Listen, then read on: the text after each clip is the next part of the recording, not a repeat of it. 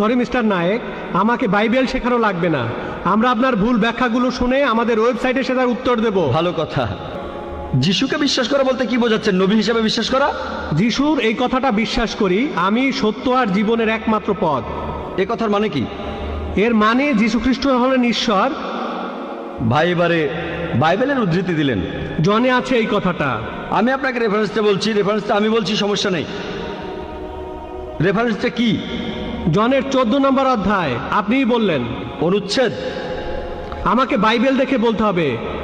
জনের 14 অধ্যায়ের 16 অনুচ্ছেদ। ঠিক 16 আছে? নম্বর না, 6 নম্বর অনুচ্ছেদ, 16 নম্বর না। সরি মিস্টার নায়েক, আমাকে বাইবেল শেখানো লাগবে না। আমরা আপনার ভুল ব্যাখ্যাগুলো শুনে আমাদের ওয়েবসাইটে সেটার উত্তর দেব। ভালো কথা। ভাই আপনি উদ্ধৃতি দিচ্ছেন, আপনার ব্যাগে তো বাইবেল আছে।